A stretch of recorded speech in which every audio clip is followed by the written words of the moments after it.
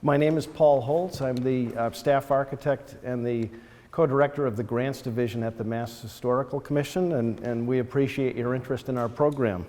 What I would like to do today is to run through one informational video, PowerPoint video, which will run about 18 minutes or so, and it's going to give you a lot of information about the program. It'll show you examples statewide of what the program has accomplished in terms of projects. You'll see it briefly touches on some statistics, some information on statistics. You'll see that it's a bit out of date. I think it's going to announce up to round 19 in terms of the accumulated numbers of projects that we've had. We're obviously right now up to round 26. We've literally had more than 800 projects since the inception of the program back in 1984.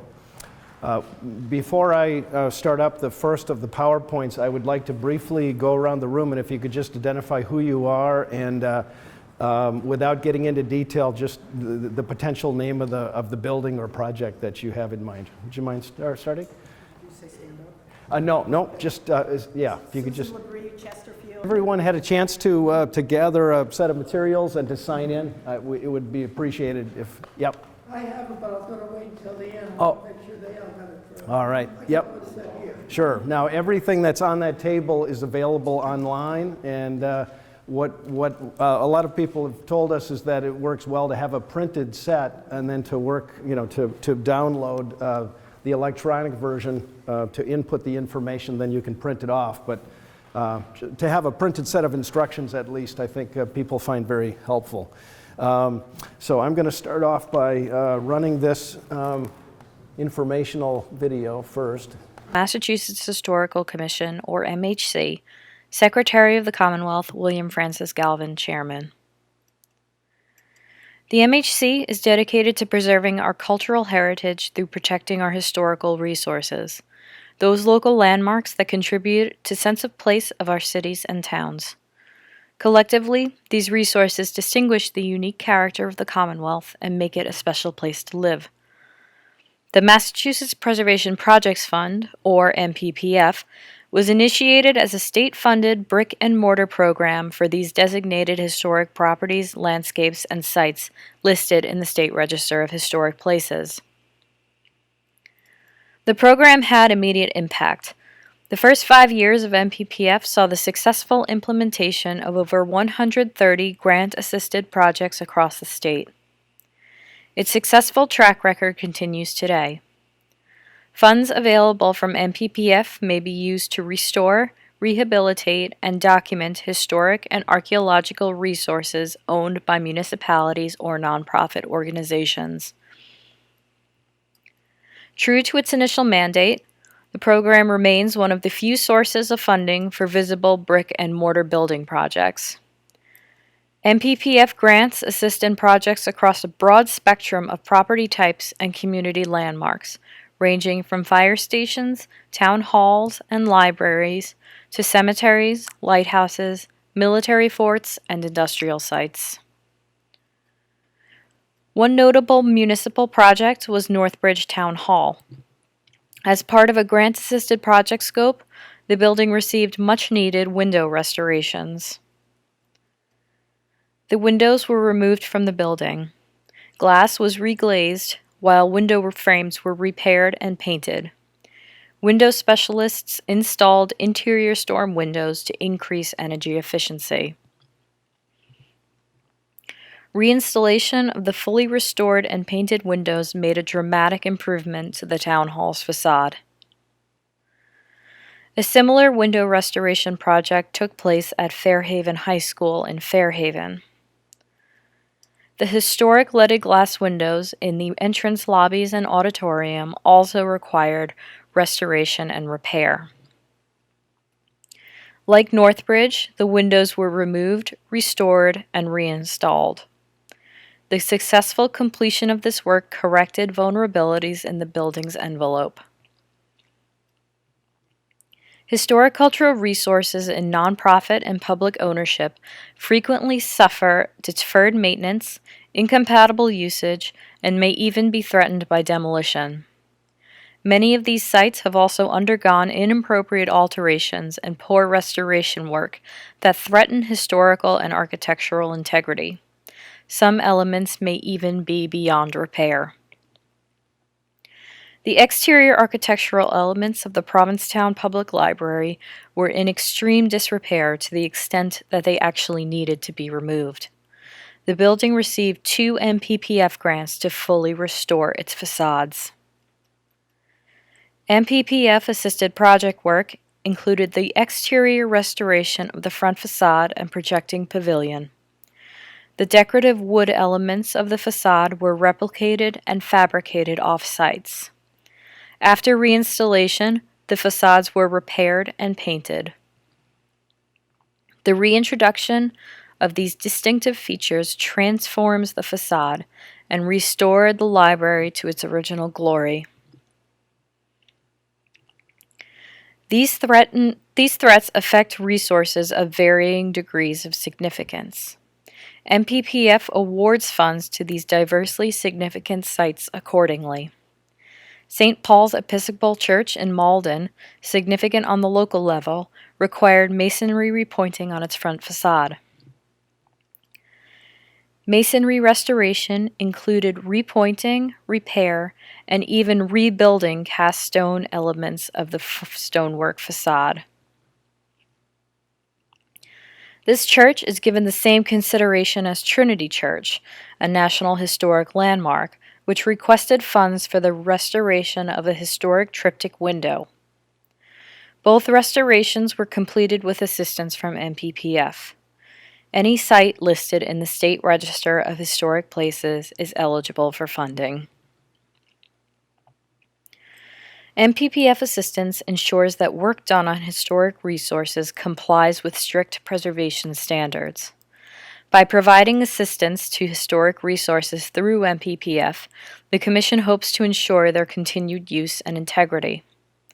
Since the reinstatement of the grants program in August 1994, 19 grant rounds have been administered and nearly $46 million has been awarded in the form of 735 grant actions. Grants for pre-development, development, acquisition, and emergency work have been awarded to 541 historic resources in 195 communities within the Commonwealth. This represents an estimated total investment with matching funds of roughly $92 million. The MPPF program requires a 50% matching share from the grantee. Typically, the MPPF matching share requirements leverage more than the 50% required match, oftentimes providing a 2-to-1 or even 3-to-1 match. Federal funding through the Department of Housing and Urban Development, or HUD, such as a Community Development Block Grant, or CDBG, is eligible as a matching share when applying for the MPPF program. Those communities that have adopted the Community Preservation Act, or CPA, are eligible to use CPA funds as a source for the match as well. The MPPF grants often serve as critical seed money to get multi-phase projects underway while also stimulating downtown revitalization. Funding may be used for feasibility studies and other types of building surveys that serve as invaluable tools for initiating long-term planning and fundraising for historic preservation and rehabilitation projects.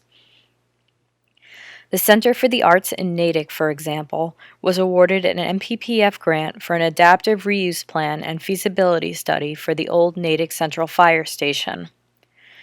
The report covered the history of the structure, analysis of the site, a comprehensive survey of the building fabric, a program summary, a design narrative, an environmental review, and phased project cost estimates.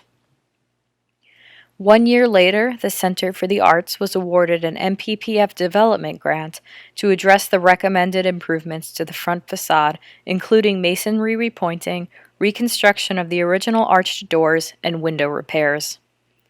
The historic building is now a fully functioning performing arts center.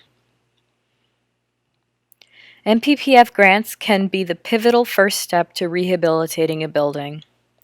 The Samuel Harrison House in Pittsfield, for example, was completely uninhabitable in its state before it was awarded money for rehabilitation. The building, the former home of Samuel Harrison, an African-American preacher, desperately needed intervention. MPPF funds were awarded to stabilize the structure, make necessary repairs to the foundation, completely restore the siding and trim, fabricate windows to fit the appropriate openings, and paint the entire building. The building now houses a museum and serves as a meeting space for the Samuel Harrison Society. Arresting the start of deterioration before irreparable damage can occur to historic buildings is a top priority of the MPPF. Of particular importance is preserving character-defining features, or those unique, distinctive architectural features that set a building apart. The Nantucket Old Jail, for example, exhibited deterioration on its wood shingles, plaster, and interior chimney. Collectively, these elements contribute to the building's unique design as a small jail. As part of an MPPF development grant, the building received a new shingle roof and new shingle siding, as well as chimney repointing, routine repairs on windows and doors, and the reconstruction of exterior stairs which originally provided access to the second floor. The roof reconstruction provided necessary stabilization for the building, ensuring its continued structural integrity. Other character-defining features may be more easily identifiable as decorative rather than functional elements. H. Richardson's Oaks Ames Memorial Hall in Easton is a National Historic Landmark and contains many distinctive elements of Richardson's notable style, such as brick facades, oblong chimney shapes, and stick-style dormers. These distinctive decorative elements were repaired as part of an MPPF grant and restored in order to prevent further damage. The end result is a striking facade that is distinctively Richardsonian. While obvious deterioration of historic fabric is usually easy to find, it is often the unseen problems that are critical. While some grant projects restore decorative features, many projects concentrate on structural stabilization and mitigation measures crucial to halting irreversible damage. MPPF funds allowed for repairs and stabilization to the framing and chimney on the Josiah Stennis Manse in Dennis. Due to chronic water infiltration, the stone foundation was falling apart, necessitating the need to actually lift up the house in order to properly repair the unstable foundation. Without this intervention, deterioration would have likely ruined this town-owned historic property on Cape Cod. In Hingham, MPPF funds assisted with the structural stabilization on the frame of Hingham's Old Ship Meeting House, another National Historic Landmark.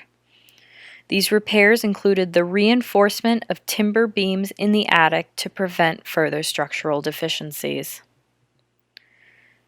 In Stockbridge, MPPF funds contributed to stabilizing the Dresser Doan Merwin House Museum, a house museum owned and operated by Historic New England's. The house received a new wood shingle roof and masonry work around its chimney. These mitigation measures were necessary for ensuring the continued structural integrity of this house museum. Another notable transformation is that of Fall River Waterworks.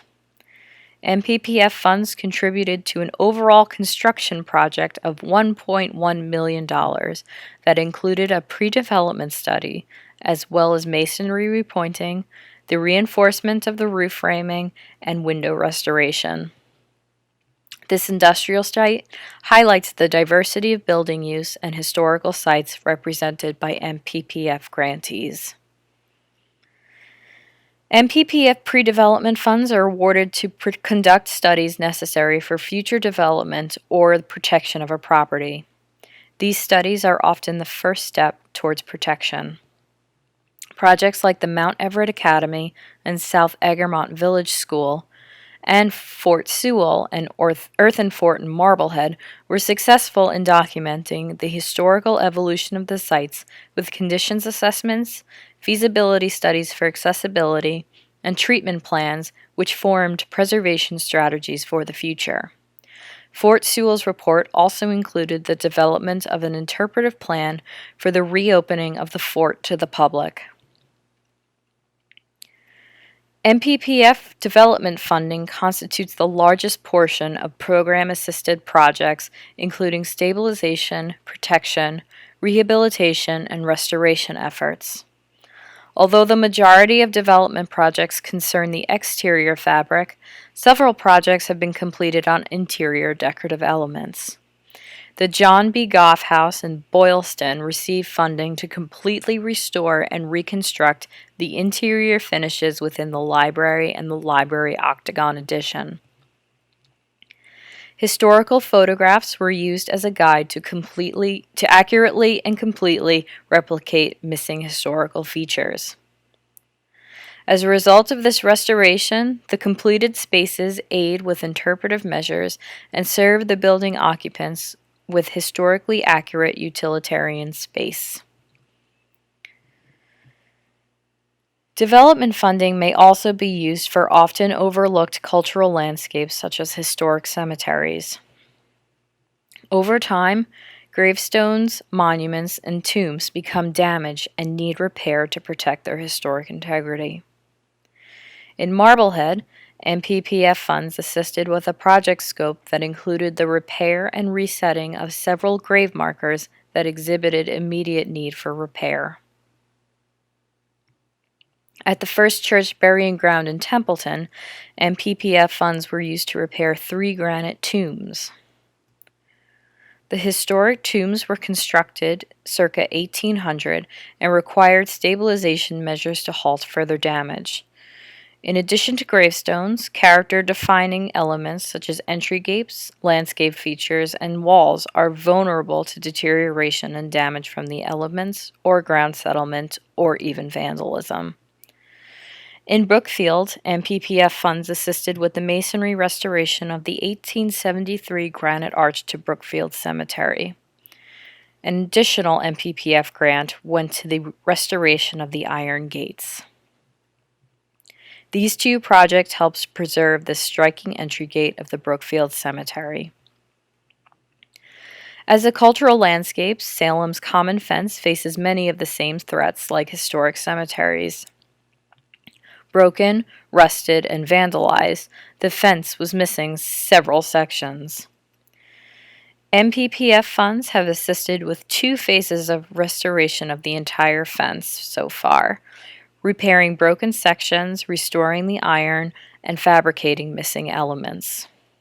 Restoration of the fence is currently ongoing. Another MPPF-assisted project on a cultural landscape with striking results is the War Memorial Park in West Bridgewater. This unique landscape was an old mill site dating from the 17th century. The park was developed by the Works Progress Administration and was designed by local landscape architect Evelyn Johnson. The masonry walls had collapsed and intervention was needed to prevent further damage. Contractors stabilized the wall, replaced broken stones, and repaired the wall, restoring structural integrity to a character-defining feature of this unique cultural landscape. The Massachusetts Preservation Projects Fund has saved community landmarks from neglect and inappropriate use by providing dollars for rehabilitation, restoration, documentation, and preservation planning. The program has provided seed money to prime the pump and promote greater investment for larger projects. The program has also addressed serious maintenance issues before unmanageable crises have occurred. MPPF has allowed communities to carry out sensitive restoration work without losing key architectural features, often overlooked in quick deferred maintenance repair jobs. Hundreds of jobs for local contractors have been created through grant-assisted project work. Continued success of MPPF will help to preserve the past while securing jobs for the future.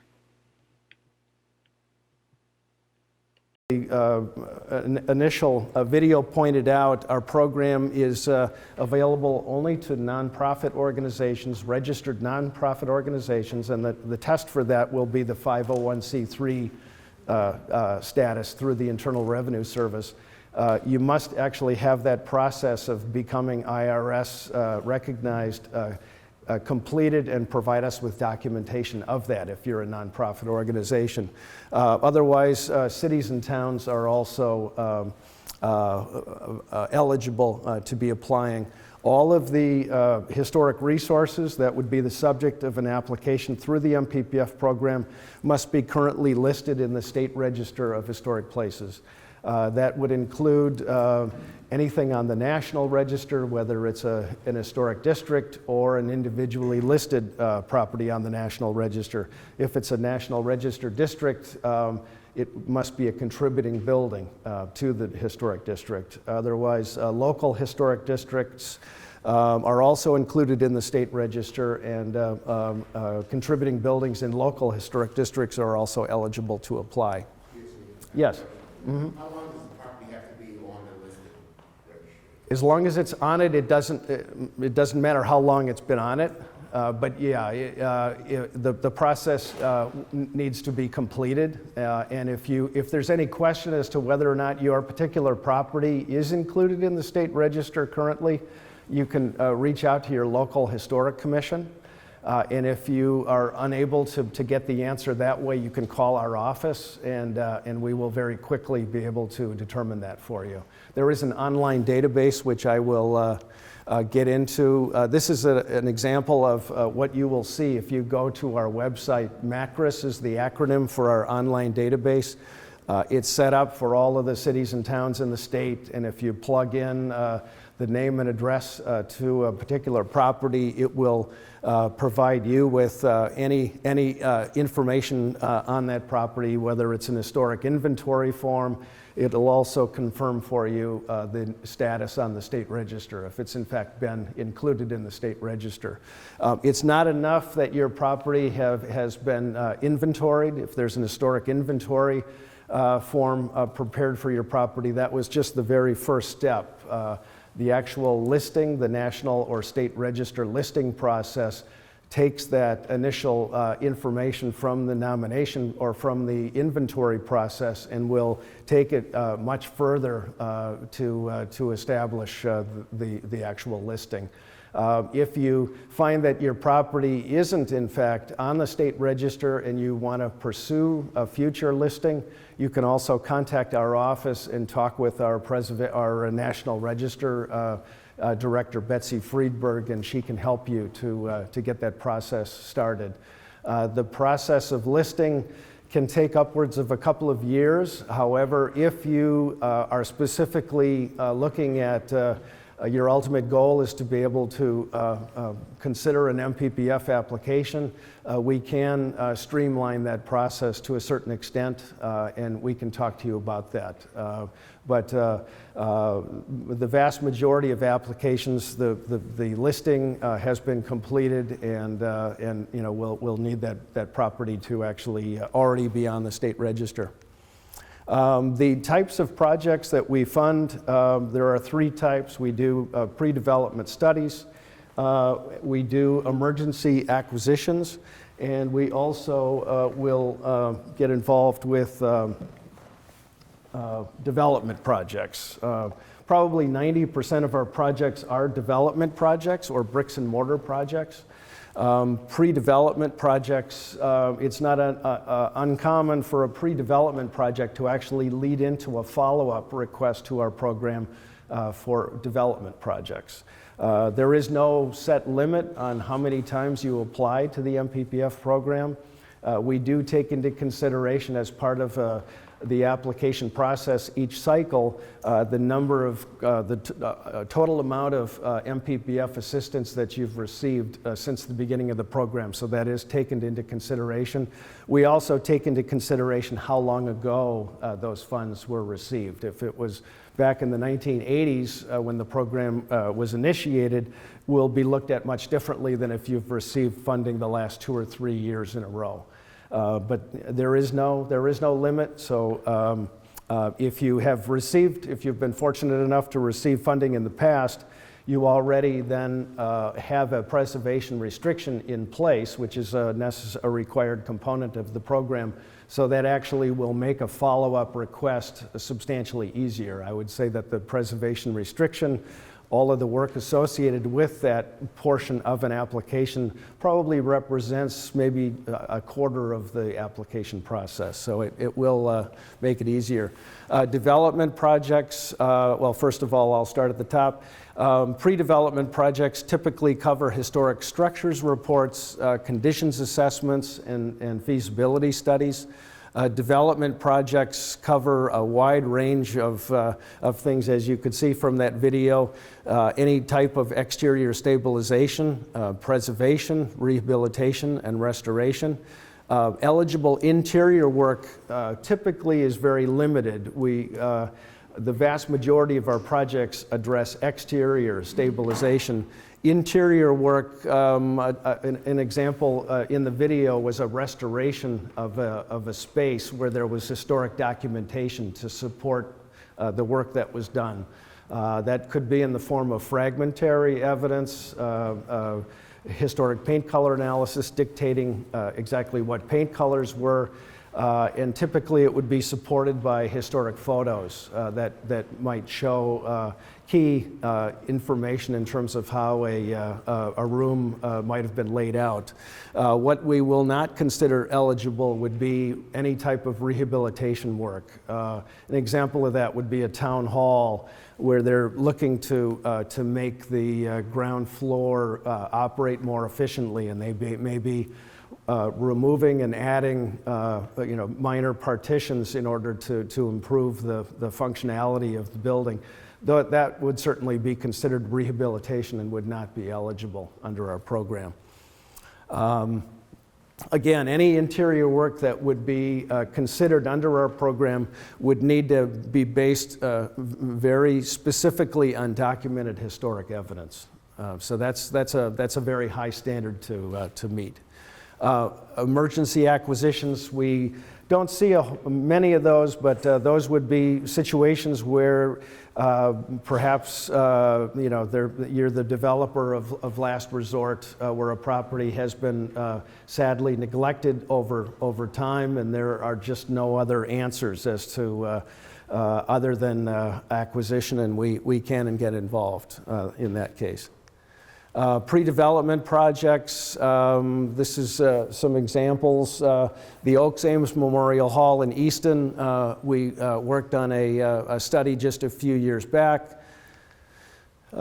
These are sample development projects. On the left is an in-kind replacement of a wood shingle roof on a museum house. In the middle, we're looking at stained glass window conservation. And on the right side, we're looking at brick masonry rebuilding and repointing. These are all typical sorts of projects that we get involved with. One of the few changes in the program that has taken place over the last couple of years would be a limitation on stained glass windows. We do stained glass windows, as Robert pointed out. We're currently funding stained glass window conservation on the City Hall locally. We will not be endeavoring in any stained glass window work on religious properties from this point forward. In the past, and I think we cited an example of Trinity Church in Boston where we actually got involved directly in conservation of stained glass windows on religious properties. But as I say, we no longer will consider that, nor will we get involved in any interiors of religious properties, nor will we get involved in any specific religious elements, architectural elements, due to the obvious separation of church and state. There was a very serious challenge to CPA funding, I believe, in the town of Acton maybe 5 years ago, specifically addressing stained glass windows on a religious property, and it's unfortunate that this challenge took place, because I still believe that stained glass windows on churches represent, architectural elements that are key character defining features, and they'll always be recognized that way, but unfortunately we just won't be able to be involved in funding it. Yes? What about the roofs and exterior? Roofs, yeah, anything else other than a direct religious element, architectural element that has religious association would be fine. A roof, walls, foundations, non-stained glass windows, conventional windows, those would certainly all be eligible. Yeah. And by the way, since the inception of the program in the early 1980s, literally 1 out of every $5 that we've expended, and it's well over $100 million, has been spent on religious properties. So we're very supportive of religious properties. Yes, question? Replacing a steeple. The question is, how about replacing a steeple? Typically, we will be involved in repairing a steeple. If the steeple is in very bad condition, typically that steeple will be removed, brought to the ground, and repairs done on the ground. We typically don't get involved in entire replacement of a steeple. That would be, typically the new steeple would have to be rebuilt, reconstructed, and there would be no stock steeple available. Our program really doesn't acknowledge something that might be similar, that might be available through a catalog. So I could talk to you in detail, but later on. But typically we would not get involved, other than to repair an existing steeple. Okay. Any other questions at this point? All right. Grant funding, the sorts of work that we do. Well, why don't we start out by saying what's ineligible beyond stained glass windows on religious properties. Anything considered to be routine maintenance. An example of that would be exterior painting. That typically would be routine maintenance. There's an exception to that, however. If the owner of an historic property is interested in pursuing historic paint colors, and they would have an understanding that they would be going through an historic paint color analysis, actually determining what original colors were used on their historic building, if it's a building that we're talking about, and understand that the determined historic paint color scheme would then be implemented as part of an MPPF historic preservation project. That's the only circumstance that we'll consider a comprehensive paint project. So that way, we're looking at it as an historic preservation component to a project, as opposed to simply, maintaining the property. If you're looking to simply repaint the building, whatever colors you choose, or to maintain the existing colors, it would not be eligible. Otherwise, renovation or rehabilitation of interiors would not be considered eligible. Relocating of historic properties, the construction of additions, these are all non-eligible under our program guidelines. And again, for religious properties, anything involving interiors of religious properties would not be eligible. Stained glass windows or other religious symbols would also not be considered eligible. Handicapped accessibility is considered an eligible portion of our program. However, if you are coming into us and 100% of your request centers around only providing handicapped accessible improvements, you would not really be seriously considered for funding. We have established a guideline of no more than 30% of your overall request can focus on the accessibility component of a project. So if you are looking to do accessibility, take a step back and figure out some other necessary repairs that might be needed on your building, and build a project around the accessibility, but include other work as well, and then we would consider it as eligible. Grant request amounts for if you're looking to do a pre-development study, They range from a minimum of a $5,000 request up to a $30,000 maximum request. And of course, it's a 50-50 matching grant program, so we would be talking, if you're with a $5,000 request, that would be a $10,000 study versus all the way up to a $30,000 request, which would then result in a $60,000 study. For construction or development projects, the minimum request amount is set to be $7,500 up to a maximum of $100,000. The reality of our very limited budget at $800,000 for the entire state is that you can request the full amount at $100,000, but we do reserve the request to pare back request amounts in order to maximize the exposure of the program throughout the state. We typically award anywhere between 18 and 22 projects a year, and if we were handing out $100,000 at a time, it wouldn't go very far. So the reality is that upper limits tend to be around $50,000 to $60,000 for a single development request. You certainly won't be penalized for coming in for the full amount at 100, but most likely not gonna be awarded at that level. It's a matching share program. In the past, for those of you who have a memory going back to the earliest days of the program back in the 1980s, we actually did offer an endowment option. We hope to restore that component to the program in the future.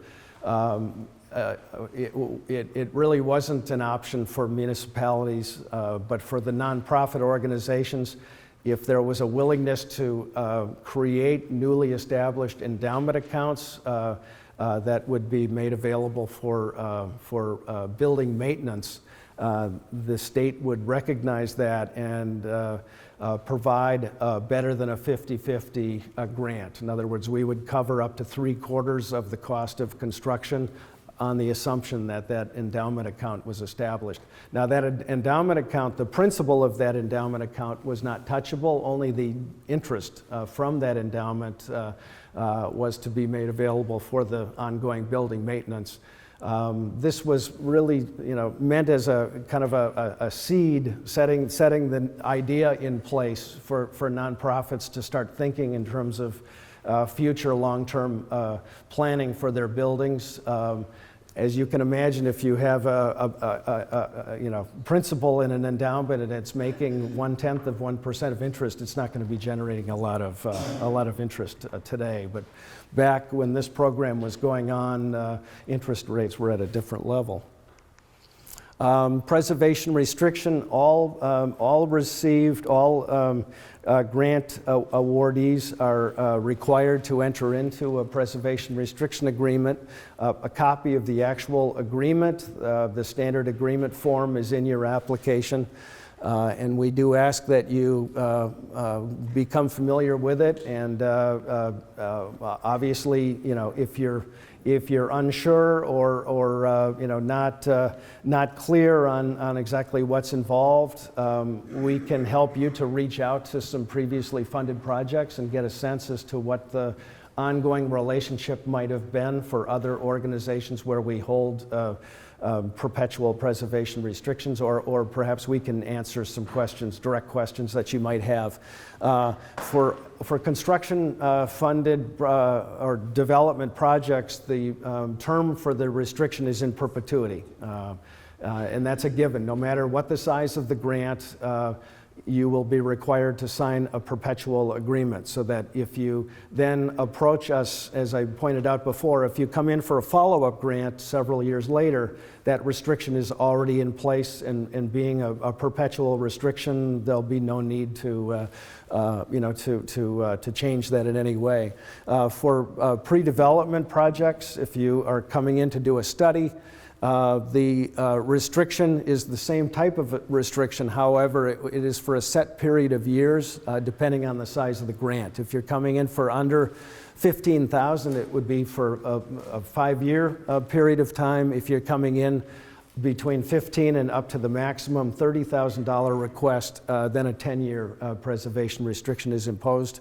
And if you follow up with a development request within that time frame, we will then require that you enter into a perpetual restriction and to replace that existing term limit agreement.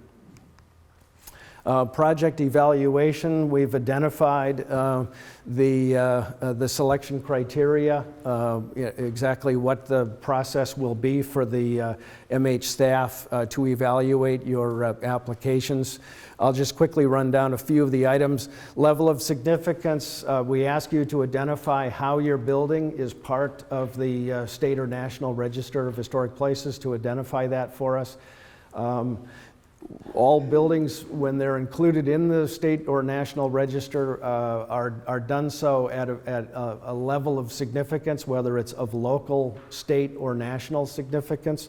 There's really nothing that you can do to change that. We're simply looking for you to identify, how your building is listed, and we will determine that. You did notice, you may have noticed in the initial video that there were a number of national historic landmarks that were identified as having been past recipients of grants. Rest assured that the vast majority of funded projects are of local significance. So just because your property doesn't have state or national significance, don't feel that you are, that's going to undermine your effort to receive a grant. There's a slight advantage given to buildings of state or national significance, but it is not a significant factor in our selection process. As part of the application process, you'll be, especially for the nonprofits, you'll be asked to paint us a picture of exactly what the needs are within your organization. And a good way to do that is to show us that you've already attempted other fundraising efforts, to come up with the funding that you're now attempting to receive from the state. We ask all of the nonprofits are required to give us an annual budget, for the prior year, so that we have a sense as to the nature of your organization. Let's see, consistency, use of traditional materials. For those requests, development requests, we will, as part of the application selection criteria evaluation, projects that involve repairing of existing original historic building fabric are given an advantage. Also, projects involving in-kind replacement of an original building material are also given an advantage over those that are applying for non-traditional materials. An example of that would be a building that has a low-slope roof, and the solution that is devised is a rubber membrane. Now, that's not considered a traditional material, but we certainly have funded projects like that in the past. We've also funded asphalt roof replacement. It's a non-traditional material, but nonetheless will be recognized. But our intent here is to simply say that our program places emphasis on traditional materials and repair of existing building fabric wherever possible. That may not be possible in your case. So we just want you to know that that is something that is considered. Geographic distribution, we will look at the representation within the state for each cycle, and those portions of the state that tend to be underrepresented, we will give slight advantage to those portions of the state. Typically Western Mass, Central Mass, Cape and Islands. We tend to see fewer applications coming in versus the greater Boston area, where we see the majority of applications. First-time grants, if you are coming in and you represent the very first time that an application has been submitted to us from your particular city or town, there's recognition of that.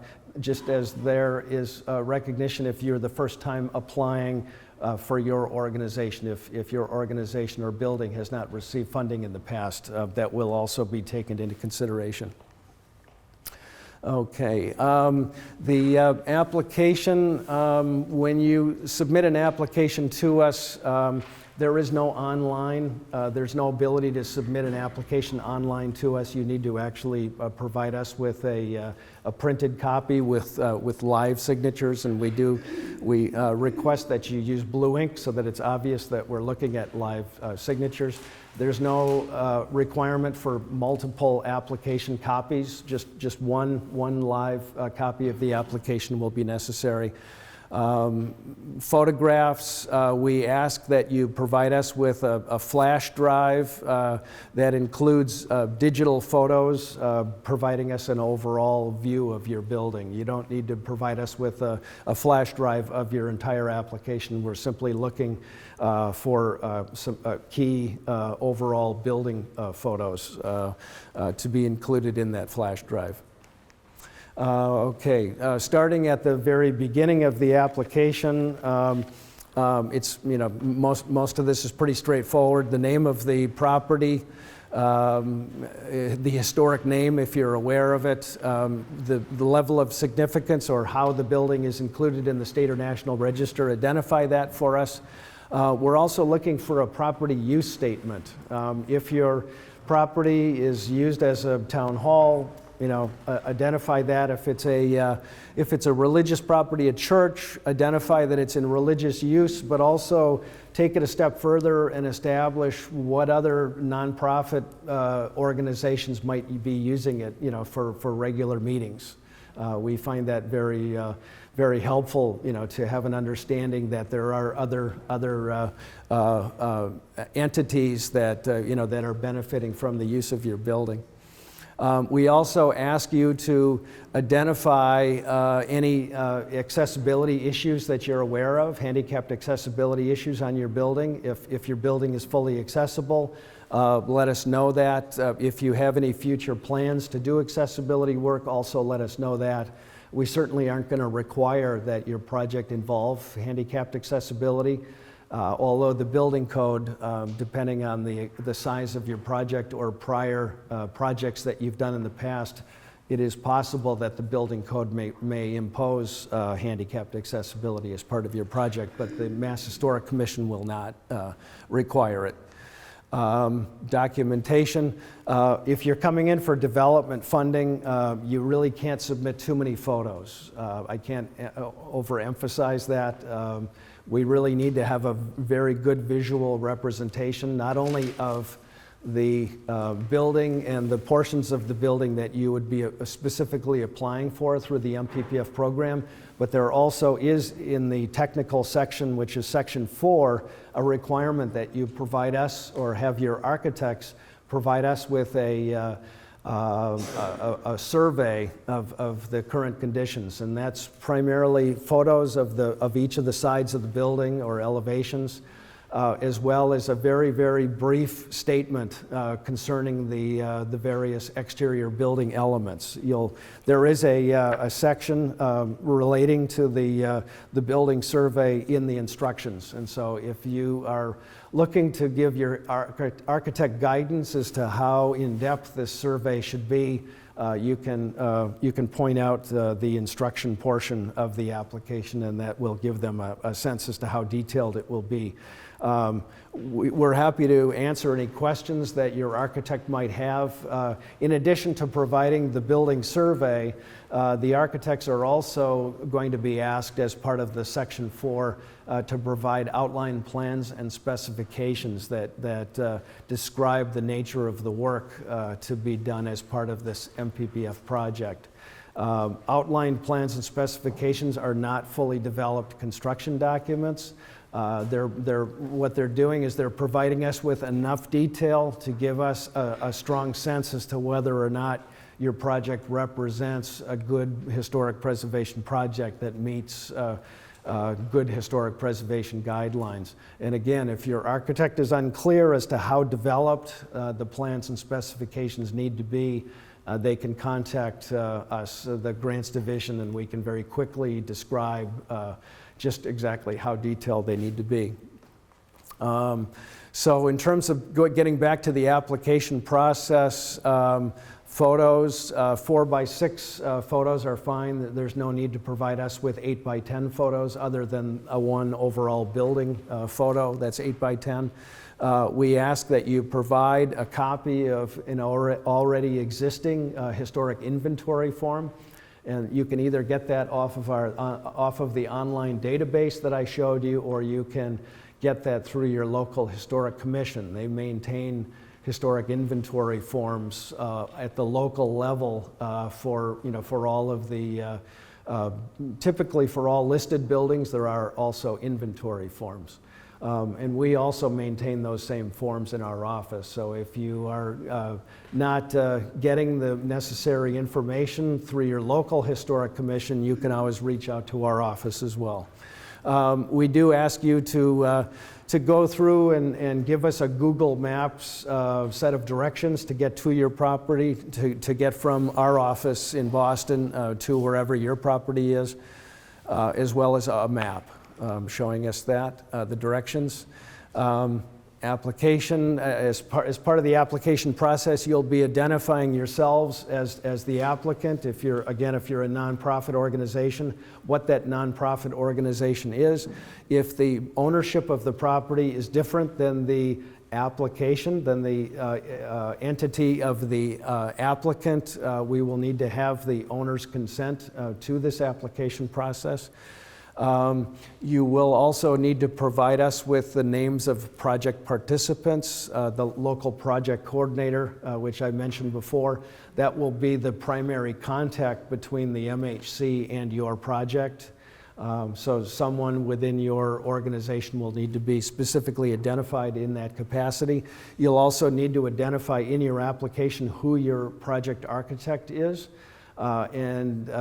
They, as I say, it's not optional to have an architect for a project. All development projects are required to have an architect. That architect will need to be actively involved in this application process. Another thing that they will be providing is a budget estimate to go with the outline construction documents that they've prepared as part of the application. In some cases, there's a project engineer and not a project architect. Either one is fine for us. But not only will you need to identify who they are, but also the terms under, the terms under how they will be hired. In other words, are they already hired, or is there an understanding that they will be available to provide the full range of architectural services if you receive funding? So don't be surprised when you see that is a required item in your application. For pre-development projects,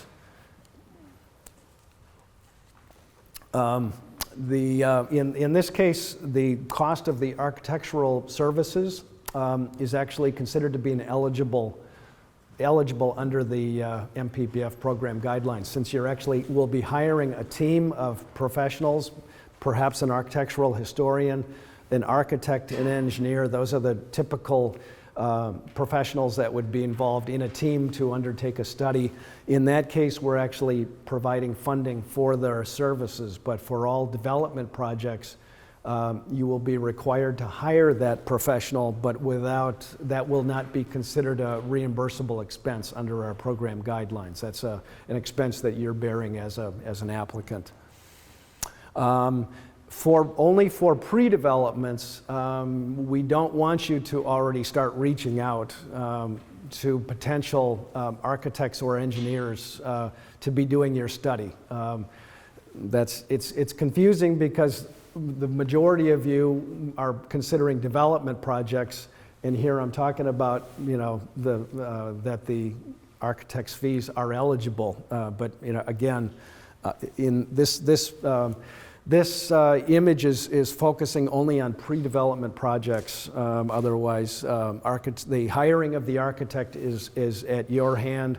We don't have anything to do with that process other than to make a strong recommendation to you to make sure that the architect that you're hiring is well versed in historic preservation, that they're fully aware of the standards that we follow with our program, the Secretary of the Interior standards established by the National Park Service, And ideally, those architects will also have prior experience with the MPPF program. If they've gone through this process before, it will be much easier for them to guide you through the process.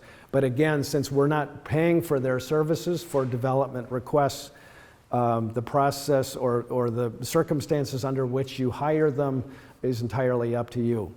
As a service, we will provide we will identify some architects, preservation architects, historical architects in your region of the state. If you are interested, you can send me an email or call the Grants Division at the Mass Historic Commission, and we will be happy to provide you with some names. As we're getting closer and closer to the March 20th application deadline, keep in mind that you may have other competing applicants vying for the same consultants. So I would not wait. If you're interested and you haven't already pursued finding an architect, I would say that once you've confirmed your building is eligible through the state register, the very next thing would be to start searching for an architect that is in a position to help you to apply. Okay, development projects. Again, the grantee is responsible for the architect's fees. Those same architects will be involved through the very end, all the way through to the end of the project. They will develop actual bid-ready construction documents. They will be overseeing construction. They will be signing off on contractor invoices. They will be certifying projects complete. They take a very active role in our projects, and that's why we require that you have them on board. And again, we'll ask you to identify under what circumstance the architects have been hired. Contractors, as you're going through the application process for specifically for development funding, we really don't want you to reach out to potential contractors who might be working on your project. You're really going to rely on your architects to help you to establish potential budget estimates that will give us the estimated values of the work that you'd be applying for. Contractors, if you reach out to a contractor and you get them actively involved, that potentially could lead to a conflict of interest further down the road if you're funded and you're going through a public bidding process. So you really want to be careful on how you reach out to a potential building contractor. Development, okay.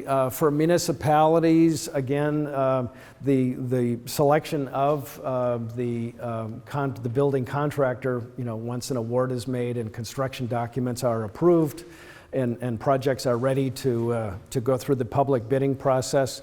For municipalities, the municipal bidding process is already established. We will not dictate that in any way. It's up to the city and town to really go through that process to satisfy the state guidelines for that. But for the nonprofit organizations, there is a 3-week bid period typically for projects. There typically also is a required advertisement process to ensure that there's wide exposure to projects as they are going through the public bidding. Nonprofits, for any nonprofit that's applying for a grant, whether it's a pre-development grant or a development grant, we need to see the evidence of your nonprofit status. 501c3 would be a typical one, but there are several others as well.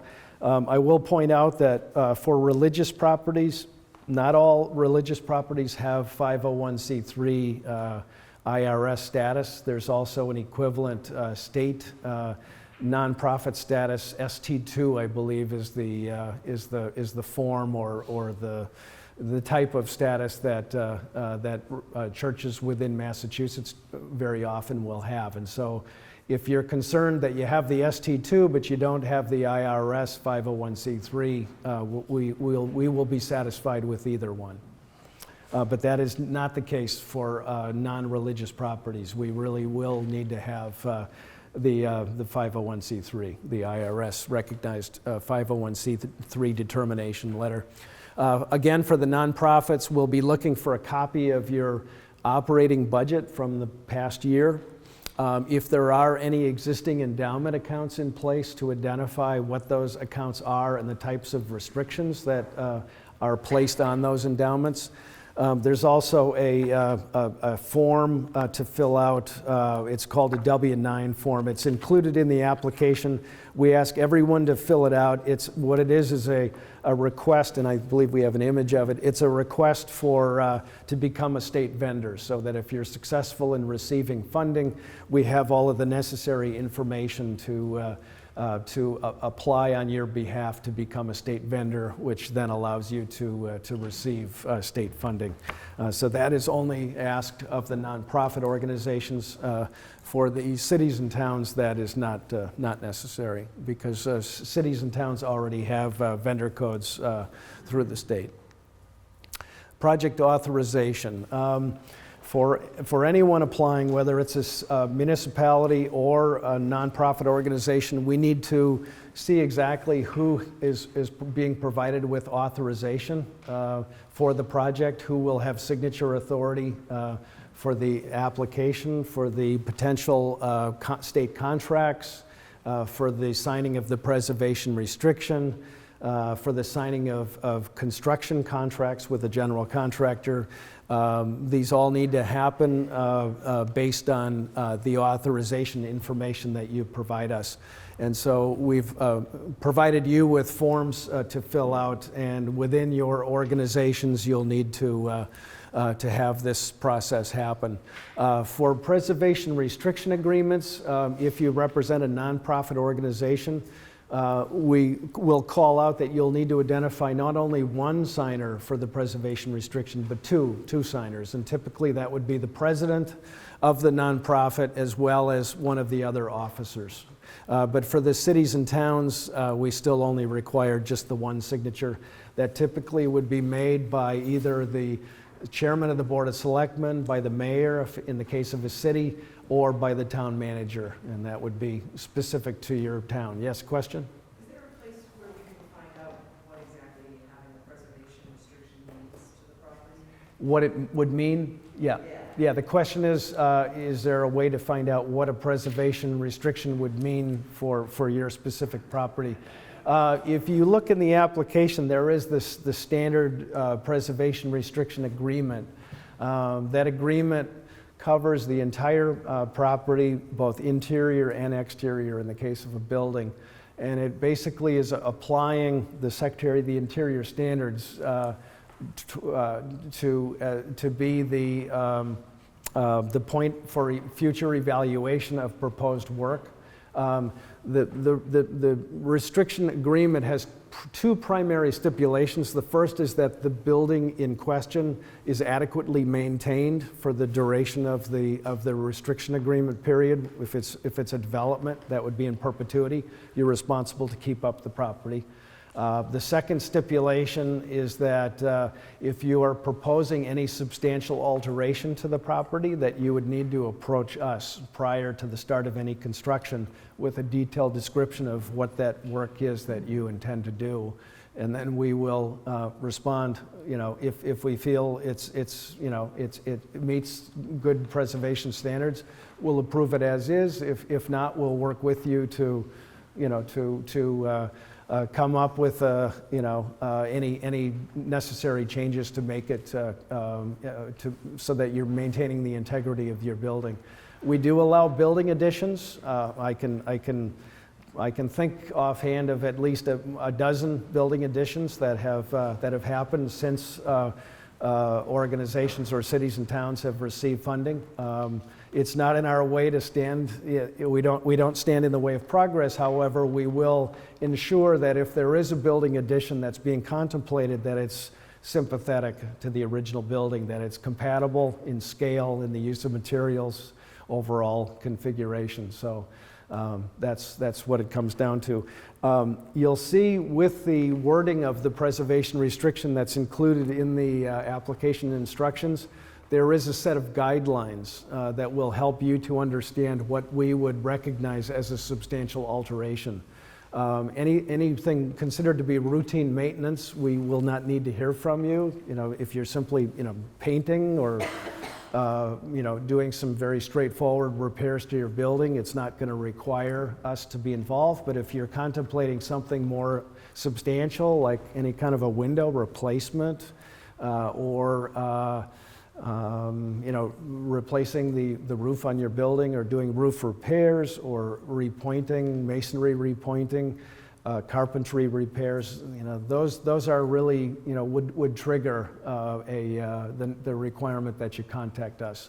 And we'll typically respond within a couple of weeks when you put in a request to us for an alteration. Yes? Yes, that's a good question. Yep. The question is if the applicant's organization disbands and there's a preservation restriction in place, what happens to the building? The restrictions that you will be seeing are actually deed restrictions.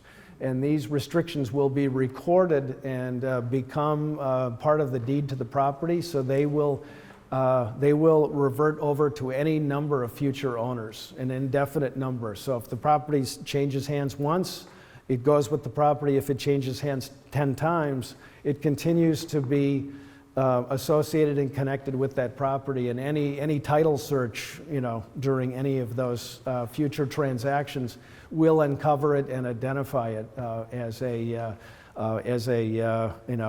vital piece of information for a property. We have many instances had organizations go through that same situation, and we've got some properties that literally have gone into private ownership with those preservation restrictions in place. There's one in particular that I'm thinking about where we allowed an addition. It was someone who wanted to set up a professional office in the historic part of the property, and then to add on to it with an addition, where their primary residence is established. And in that case, there was certainly a review where there were several levels of review involved, changes that were required to be made, but in the end we were happy, and I think the owner was happy with the end result. Other instances where a nonprofit, a religious property where a church was no longer being used and changed hands. There's one instance where a religious property, a church, actually became a dance studio, and very few changes necessary. I think they put a sprung floor in the sanctuary space, which was considered fully reversible, and that's typically the test. One of our tests for whether or not a change can be made, and in that case, they took the configuration of the church worked very well for them. They didn't need to really, change out office spaces, take down walls. They simply wanted to add the sprung floor to the sanctuary, and otherwise it was ready to go. We certainly, understand if there needs to be more change than that, but if there is a proposed new use for an historic property, we want to make sure that it's a compatible sort of use and that it is not going to require a very, very significant impact to the building. So it really depends. We look at it on a case-by-case basis, and certainly before a new owner is looking to acquire a redundant property, a property that has a preservation restriction in place, typically we'll start a dialogue before that purchase happens, because they understand that if they acquire that property, they will be absolutely under the authority of the Mass Historic Commission for any changes that they make. Any other questions at this point? Yes. It's a touchy one. How about demolition or just say the most historic part of the property? Demolition. The question is, how about demolition in order to maintain the most historic portions of an historic property? Yeah. We have had some instances where sections of an historic building were so badly deteriorated that there was, they were really beyond reasonable repair, and we have allowed that to happen.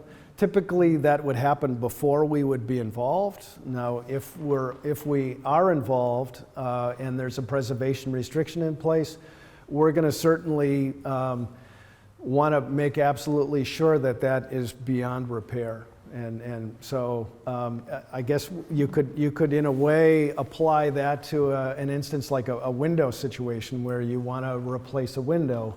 We're going to be pushing to make sure that windows are repaired and that they are repairable before we're going to allow wholesale replacement to be done. So again, in terms of an element, a building element or a building portion, we're going to be pushing for maintaining. If that is a part of the overall integrity of the building, we're going to be pushing to retain and to repair as much as possible. But if there's an element that's beyond reasonable repair, we would work with you on that. Well, we need to talk. Yeah, sure, okay. Other questions at this point? Yes? Yeah, I want to understand something. You're saying with this round 26, that endowments cannot be used to match whatever we have? Yes, the endowment option, if you download our application off of our website and electronically fill in these applications, you'll see that is not even an option. That endowment line will not even allow you to enter it. And we actually point out in the application itself, this is not an active portion of the program. You must come in as a 50-50 matching share basis. So that is not, we leave it in there because to change regulations, you need, we want that ability to bring that component back to the program when our funding level is fully restored. But at this point, we can't justify it. So, yeah. And if we receive an application where there is a request for an endowment, we're going to modify that. We're going to turn that into a 50-50 matching share request, just so that you're aware. Yes? On that maintenance endowment, is that only for nonprofits, not municipalities? Not available to you. Don't even, I apologize if I confused you, but that endowment option is not on the table. I simply identified it. When you apply to us, establishing an endowment is a component of the MPPF program from the 1980s when we were, it's not available now. It's not available now, and it won't be until our funding levels are significantly higher than $800,000 for the individual cycle. There were a few cycles where we awarded between 60 and 70 projects for a single cycle, and we awarded approximately $6 to $7 million all at one time. When we have funding at that level, there's certainly room for programs like this, where we allow applicants to leverage higher percentages of state funding than just 50-50 or 50%. But again, it's not an option now, and we make it very clear as you're filling out the application that we continue to leave that line item in the application, but we've also identified that it is not available at this time. Yes, question? Since the other half, the matching Yes. development Yep. is private funding, do you have any guidelines or? Yes, we're going to actually get into that. I'm going to continue on in the PowerPoint presentation, and I'll talk about matching share. Okay, and that's your question relates specifically to what types of matching share funding are. And also lessons learned, exactly. Okay. Yep.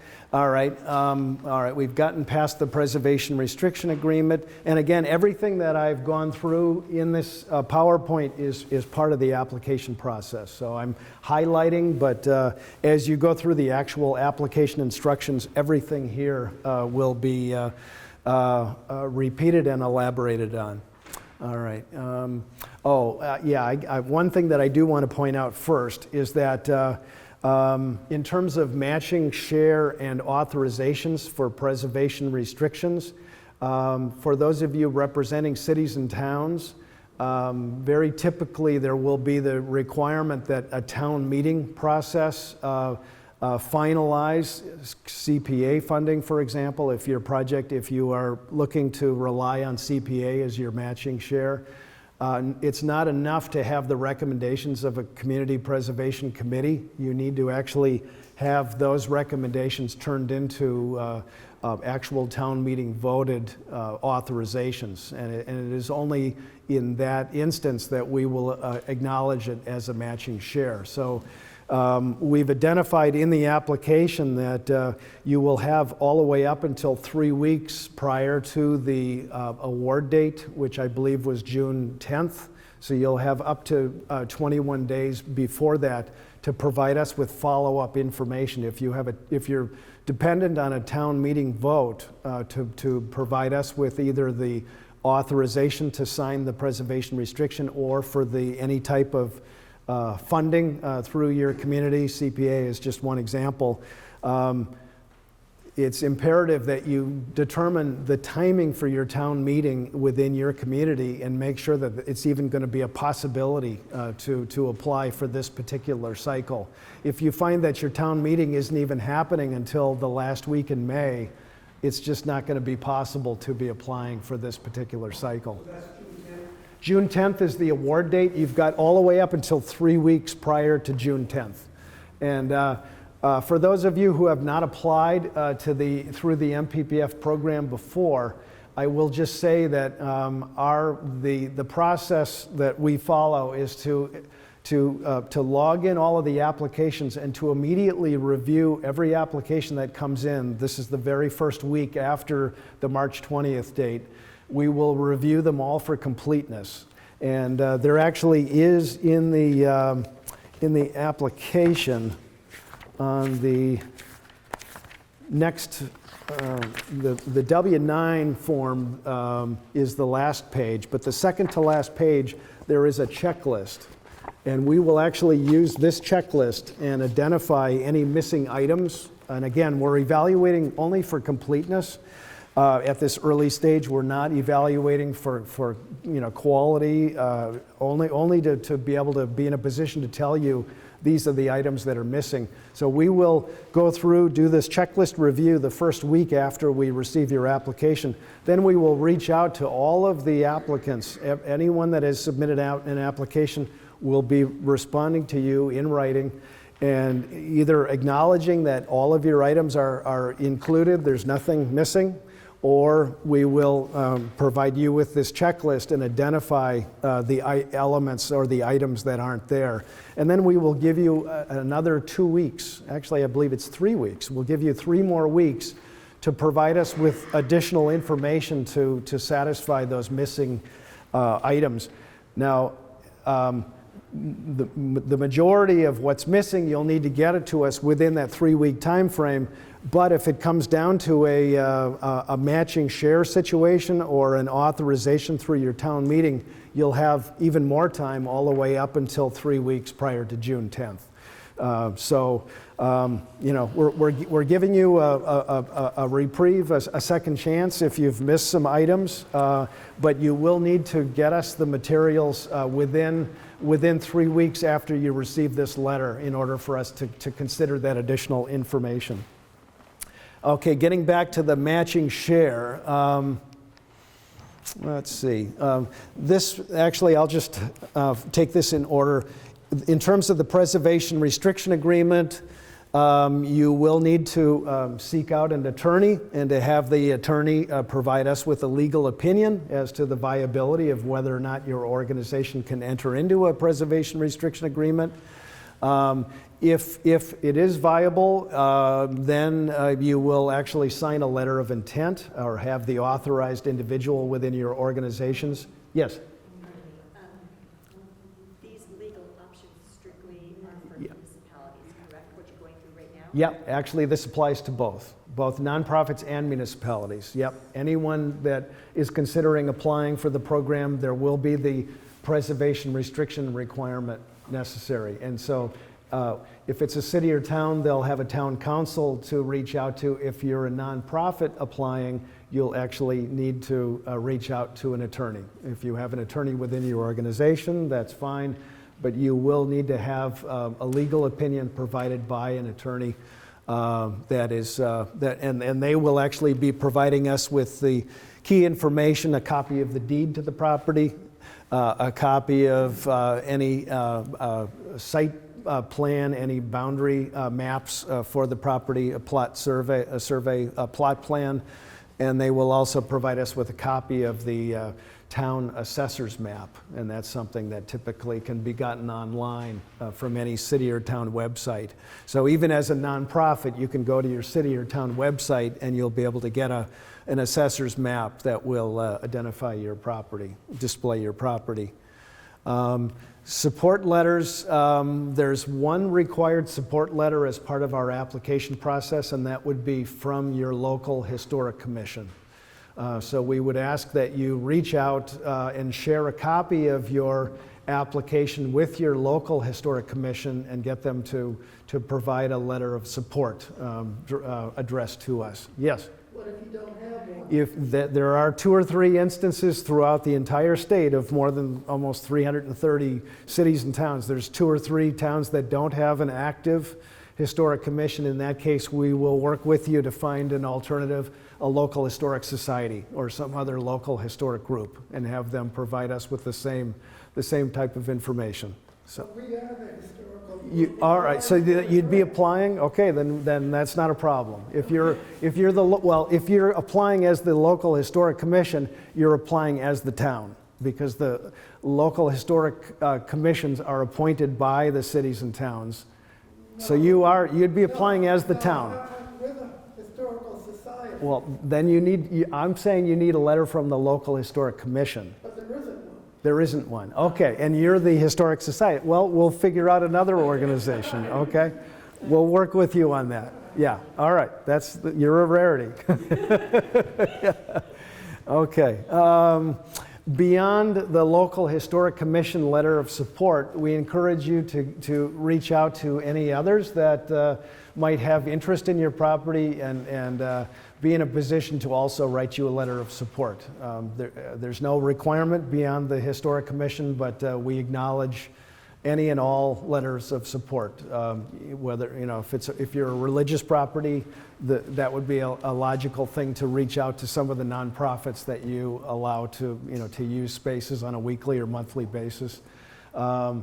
Local representatives, local state senators, they're fine, mayors, there's no limitation on who you reach out to.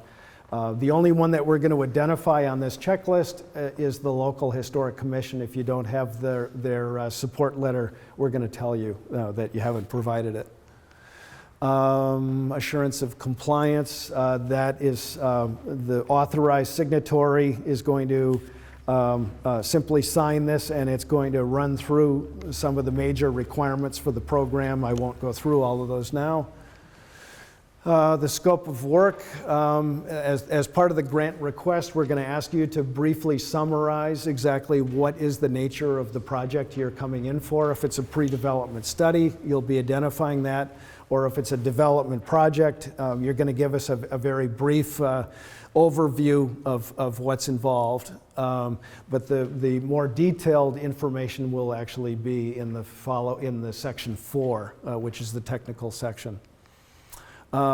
We are going to ask you the question, is there ground disturbance? And you're simply going to tell us if there is, if you will be doing work around the perimeter of your building where there is disturbance to the ground. You're simply identifying that. On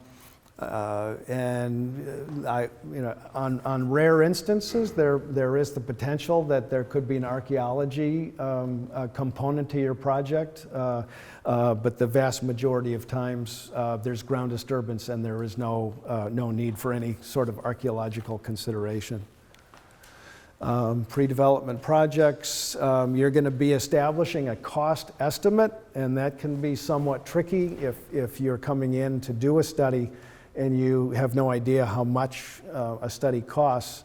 What I would suggest to you is that you reach out to us and ask for some actual examples of requests for proposals, which would be the information that is going to describe exactly what your study will actually involve.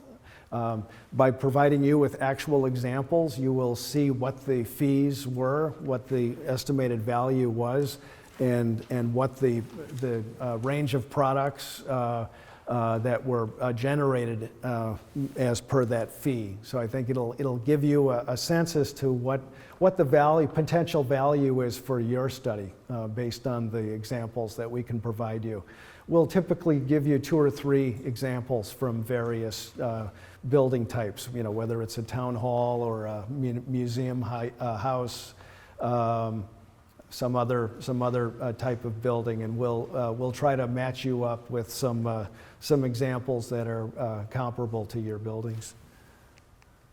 For development projects, as part of your application, and this we will ask that your architect develop a project cost estimate, and they will be breaking that out into typical construction categories, and they'll certainly be aware of the UCI categories. Acquisition project, that doesn't, I won't bother to talk about that. We receive emergency acquisition applications probably once every 5 years or so. So it's a very seldom seen portion of our program. Yeah, any other questions at this point? All right. The question has come in many times, what if we have donated services? If you have an architect, if you're fortunate enough to have an architect who wants to donate their services to your project, again, since for development projects we don't get involved in the hiring of those individuals, I would very carefully approach them and make sure that they are fully understanding of what is required with our program, and make sure that you don't accept volunteer services for architectural on your project without having a full understanding conveyed to the professional who's approaching you. Because we've had some issues in the past where volunteer architects have worked with us on an MPPF program, and it's been extremely challenging for us because there wasn't a clear understanding on their part as to what was involved. And once they became involved, I think it was an unfortunate situation. So you want to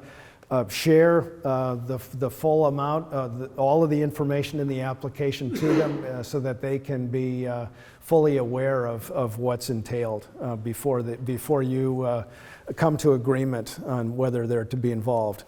If you have a building contractor that wants to provide you with donated services, donated materials, unfortunately, we can't acknowledge that as part of our project.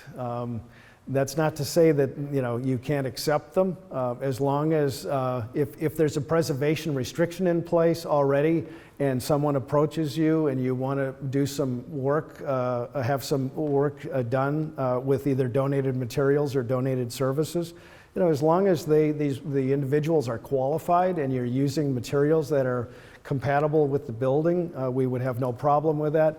The main thing I want to say is that we cannot accept that as part of our project. It would need to be outside of any grant agreement or grant-funded project through the MPPF program.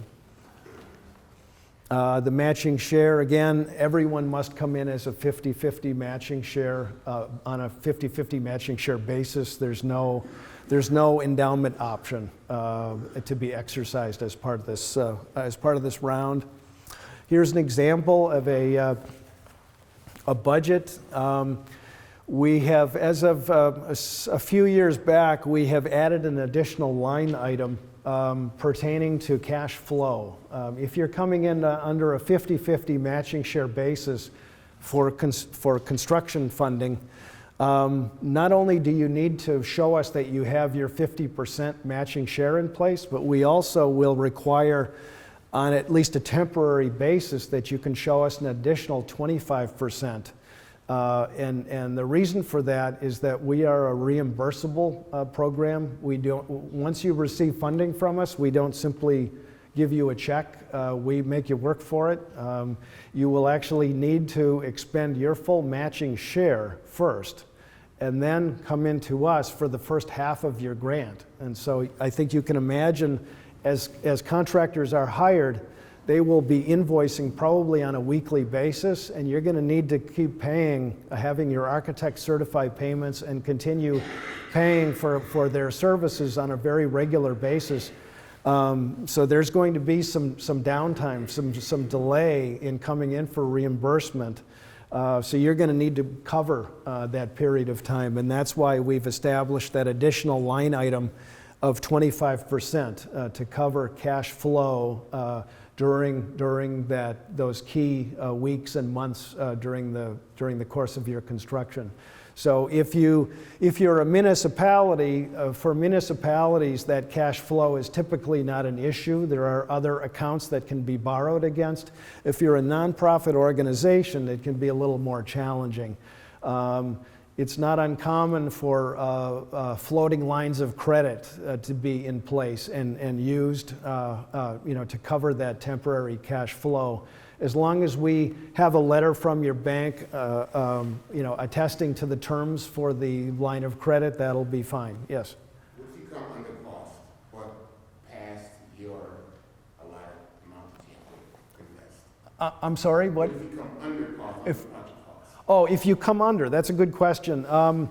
The question is, if your project comes under your estimated costs, what happens with the grant? Generally, when we bid out projects, we will always have alternates. An alternate is a defined additional amount of work that can either be done or not be done. It's not part of the base bid, which is your basic project. So you identify a basic project. You're asking bidders to bid on that. You're also saying, give us pricing on these additional work items. So you're establishing generally small increments of additional work. Those alternates, if your project comes in under budget, those alternates will be accepted and additional work will be done. Okay, so, and if alternates don't cover the, whatever that gap is, then we would potentially allow you to go through a small purchase process and acquire additional manpower or materials, to do additional work. So if you had a window repair project going on and the amount of your received bid provided you with a substantial overage, beyond what you were anticipating, alternates would be, any alternates for additional work would already have been accepted. Then we can allow you to to expend the additional funding if you'd like. If you choose not to, we'll cover up to 50% of whatever you do spend. So there potentially would be funding turned back to the state, and we do have that happen. And in that case, we will award it to other ongoing projects where they have an overmatch situation. Okay. So again, this is on a temporary basis, this cash flow line, but we will specifically be looking at that to make sure that you're accounting for your full 50% match plus that additional cash flow line item of 25%. Question in the back? What nature of certification do you want? That's a good question. You're the treasurer. Yep. If you're a nonprofit organization, we'll be looking for a letter specifically from the treasurer, the appointed treasurer of your organization.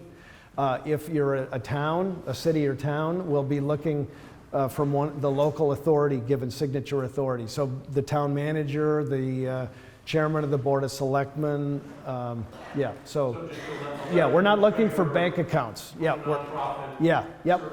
So we're not looking specifically for bank accounts, but obviously, you're attesting to the fact that that money is there. The last thing we want is for an awarded project bids have been received, project is well underway, and we're hearing of this fundraising that's going on feverishly to try to raise the money. And that's not how it works. That's not how it works, yeah. So that money needs to be in hand, and again, we're allowing you to go well beyond March 20th to be able to be in a position to confirm that matching share is in place. But once we reach that 3 weeks prior to June 10th, that money needs to be firmly in place. And if it's not, if we haven't received additional information confirming that it's in place, we cannot consider your project. Yeah. Now, is it all right, for instance, a nonprofit has the resources Yeah. for the match and the extra 25%? Yes. And then in process, Yes. CPA funding comes in line. As long as you can cover it without. One way or the Yeah, other. exactly. Yes. You And can backfill with CPA funding. you can, as long as your operating officer can attest to the fact that money is already in place, that if that CPA comes through, that's going to just renew our coffers, but we already have that money, and this is our letter attesting to that.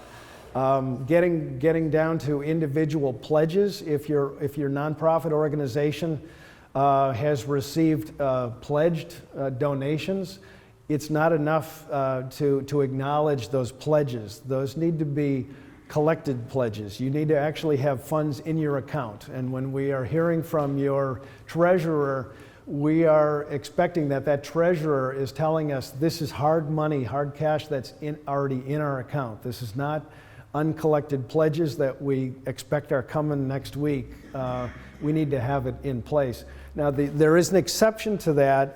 If you receive a foundation grant, and that money is not actually in hand, but you have a very firm, a very detailed award letter telling you the circumstances under which those funds will be released, a charitable contribution from a recognized organization. Let's see, I'm trying to think of an example of that.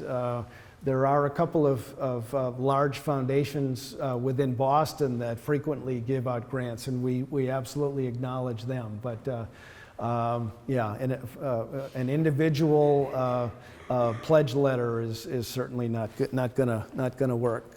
Matching share sources. Again, any time we're getting a letter of confirmation that your match is in place, we're expecting that's cash in a bank account. CPA funds, if you haven't already gotten the confirmation of the CPA through a town meeting vote and you're anticipating an upcoming town meeting vote, make sure that it's going to fall within the time frame that we're allotting you. It's not going to be enough to simply give us a call and say our town meeting passed it. We're going to need to have your town clerk provide us with a certified copy giving us the results of the town meeting. Certainly you can call and tell us that town meeting certification letter is on the way, but ultimately we will need to have that, and we will need to have it in a timely fashion. If we identify on your checklist review that we send out early on that you're missing your matching share, again, it's up to you. The onus is on you to get that information to us. We're not going to come after you telling us, you're down to your last week.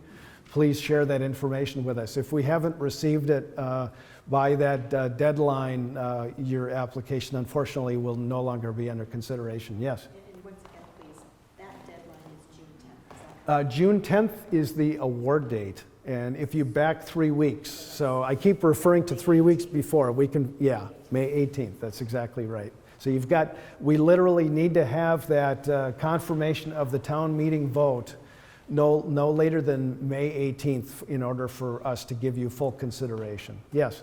Can you use community development block grant for the match? You can. Yep, right. So other state funds? Other state funds are no good. CPA is not, it's a quasi-state funding because it's a combination of local tax. Yeah, but I'm just saying, as an example, no other state funding will be recognized other than CPA.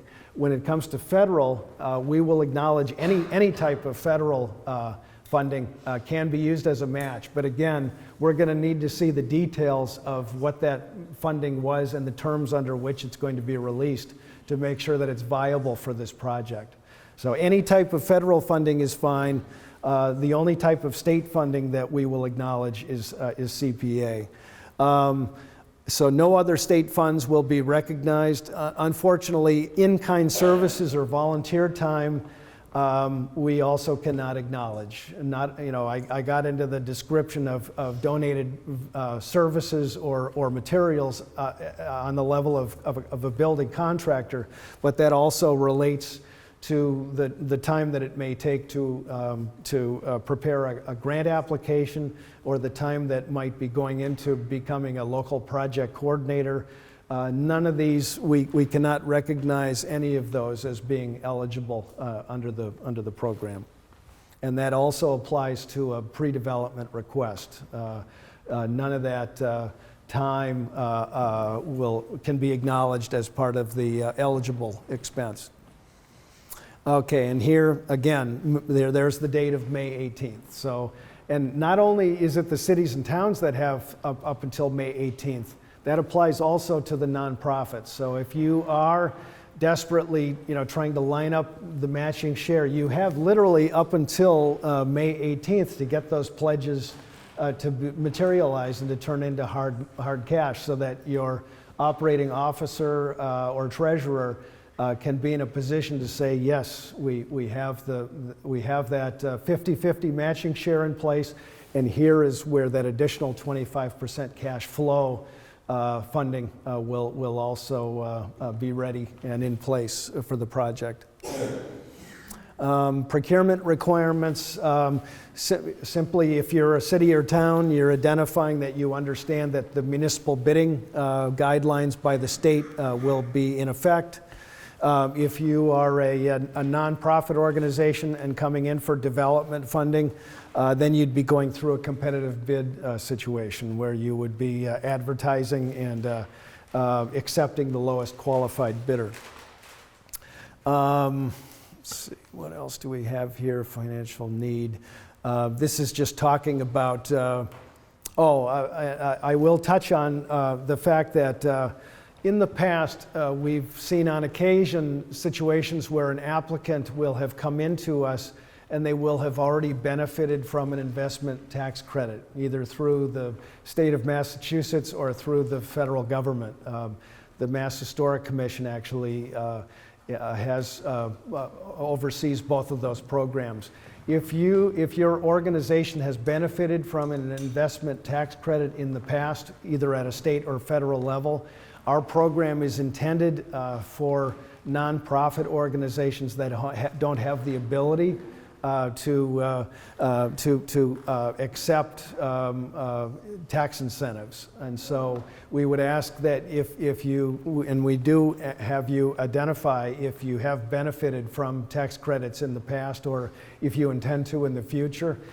We really try to draw a hard line between those two program areas. So again, for most nonprofits, there's no ability to pursue investment tax credits, and this program is intended specifically for typical nonprofits that don't have the ability to receive tax credits. So, let's see, an example of another program to ours that does provide historic preservation would be the Mass Cultural Council Cultural Facilities Fund. They actually have deeper pockets than we do. They do projects that have strong ties to tourism. We cannot acknowledge a Mass Cultural Council Cultural Facilities Fund grant as a match to our program. But certainly that might be something else to pursue for your organizations. Yes, question? Yeah, when you're doing procurement. Yes. Contractor. Yes. Besides doing a competent job. Yeah. The Secretary of Standards. Yeah. Are there any other mandatory requirements? Yes. For contractors? There will be. We, as I said before, we require that your project architects build into the wording of your construction documents that any contractor who is putting forward a proposal or a bid for this project can meet certain pre-qualification requirements. And those qualification requirements will typically be that they be able to identify at least 3 properties involving comparable work that are included in the National Register of Historic Places. And so not only do they need to identify those buildings, but also give contact information, references for those. Does Davis-Bacon apply? Davis-Bacon does not apply to nonprofits, no. There's no prevailing wage requirements imposed for the nonprofit projects. Yes, the question is, does Davis-Bacon, which involves minimum wages for contractors, pre-established minimum wages, that applies only to cities and towns. Municipalities have to follow prevailing wage requirements. For projects that are bid out as nonprofits, there is no Davis-Bacon, there is no prevailing wage requirement imposed on them. Yeah. Affirmative action training? No. Well, we do ask as part of the documentation of the procurement of your project. In other words, as you are documenting the process that you went to hire a qualified contractor, we do ask that you reach out to, I believe it's SAMBOA, which is at the state level, which is an office of women's and minority enterprises. So it's, it's trying to make the project available to open the process as wide as possible, and that's one of the steps that we encourage you to take. Okay. Yes, question? You just referenced identifying 3 properties that include national Yeah. registry. Can that be local also? Local or not? Yeah, as long as they are, sometimes it would be a requirement that they be included in the state register of historic places, and if that's the case, then buildings within local historic districts would also be acknowledged. Yeah. And that's for the contractor? That's for the contractor, right. So in other words, as they're submitting their bid, their competitive bid to potentially be able to do the construction project that you have, they are not only having to have the lowest bid, but they're also having to prove to you that they have adequate experience doing historic preservation work. And your project architect will be actively involved in evaluating not only the bid portion of these responses, but also confirming that these are in fact listed properties, acknowledging them as included in the state register of historic places, and making sure that they're comparable in terms of the types of work that they completed on those projects. And again, they will be providing contact information, so either the owners or the architects for those projects will be able to confirm that the contractors did complete those projects. Okay, so yeah, this is our way of making sure that you're not stuck with a contractor that has no prior knowledge in historic preservation, and they're getting the job simply because they submitted a low bid. None of us want that. Okay, the section 4 that I talked to you about, that the architects that you hire will be most actively involved in. There is some overview involved beyond the outline plans and specs, the budget estimates, and the building survey that they will be providing. There's also a few overview statements that they'll be probably involved in preparing, and those are pretty straightforward. A few paragraphs really is all we're looking for. So those are not the most significant portions of their input. Will be the items that I already described. Okay, the condition assessment, again, in the instructions to complete the application, we've identified key historical or key architectural elements on any historic building, and whoever is preparing your building survey, we're looking for current photographs showing each of the major sides of your building, and then a very brief description of the condition of these major elements that we've identified that are associated with this conditions assessment. Prioritized needs, we're assuming that as you're working with your architect that they're helping you to prioritize exactly what is your greatest need, what is the most important element of your building that really should be addressed at this time. If you're doing a building study with us, a pre-development project, that will be one of the key components of the study, not only identifying all of the needs to your property, but helping you to kind of sift through all of the information that they have accumulated and helping you to have an understanding as to where all of these needs are in terms of a list of priorities. And then also what the associated costs are with all of these various needs that have been identified. So whether you have undertaken a study on your own potentially, or you've undertaken an MPPF pre-development study in the past, it is important that someone help you, some professional help you to prioritize and determine exactly what is the most pressing need that you have before you. The scope, we've already talked about that. Outline plans and specifications would be for most of you that would be applying for development funds, we're going to be asking for the outline plans and specifications. For those of you coming in to do a study, instead of giving us outline plans and specifications, you're giving us an outline request for proposals, which will outline exactly what you intend to include in your building survey. Contractors, if you are coming in for development funding, it's not going to be enough. We will not be satisfied to have, for example, an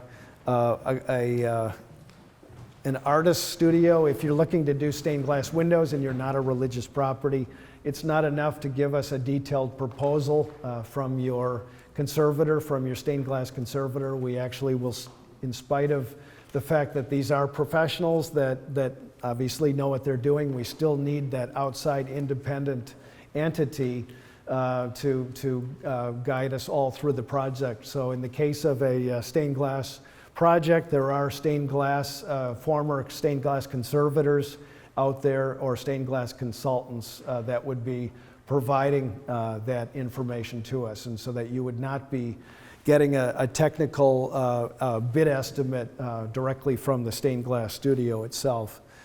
Draft request for proposals, okay. And this again is that the checklist. I think that you'll find that this is useful if you're going through the MPPF process for the first time, to help you to organize pulling together all of the required materials for the application. It kind of breaks it out into the different items, and there's quite a bit involved in an application, but if you're organized about it and you get an architect involved early on to help guide you through the technical section, it becomes a much easier proposition.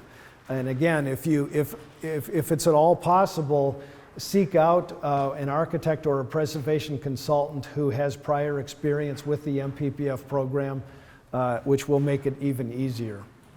And if you would like us to provide you with to identify the names of some architects that have been active in the MPPF program, we can provide that. We're not endorsing them. We're simply helping you as applicants identify who some of these individuals are.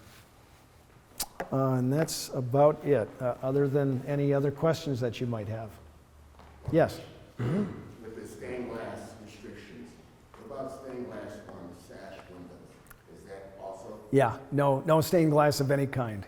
Transoms, transoms over doors, any stained glass of any kind in a religious property would not be eligible. Yeah. Yes? You know if the town meeting vote for the authorization of the select board to enter into the preservation restriction has to be simple majority or 2/3? That would be up to the town. That would, yeah, every town has its own charter, and that will spell out the specifics of that. In some towns, it might be enough for the chairman of the Board of Selectmen to sign it without having town meeting vote, but we find in most cases the charters for the towns require that town meeting process happen, and then they're technically authorizing the chairman of the Board of Selectmen to sign. In cities, mayors typically have the outright ability to do it. They may or may not need a town council vote, but for cities and for towns, typically it would be a town meeting vote that would be required. Yes? Two questions. If we would like a list of names of architects, we Yeah. just email you? Yes, if you would be interested in getting the names of architects or preservation consultants, you can either email me, and my email is in the second page of the instructions, or you can call to the Mass Historic Commission. Our number's in the application, and ask for the Grants Division. And anyone in the Grants Division will be happy to get that off to you. And the other question is, round 27, is this same time Yes. next year again? Yes, for those of you who are completely overwhelmed and realize that maybe your nonprofit status isn't quite finalized yet, or that your town meeting vote is going to fall outside of the window that we're establishing here. We've had continuous funding to the MPPF program, albeit at a low level at $800,000. We've had continuous funding since 1994, and we have no reason to believe it's going to change. So you will find in the application materials some provisos, basically saying this is state government, and there's no assurance of anything, and even our award letters will have a proviso in it as well. But again, continuous funding since 1994. Every project that's ever been awarded has received funds. There's never been an issue with that. But again, it's just put in there, to define the situation that it is state government. So, okay. Are there any other questions? No? All right. If you endeavor to go down this road and actually apply, you can call us literally all the way up until the application deadline, and we will do our best to answer your questions. And if you have a preservation consultant or architect on board that is not that familiar with the process, we're happy to answer their questions directly if you want to have them contact us as well. All right? Thank you. Welcome. Thank you.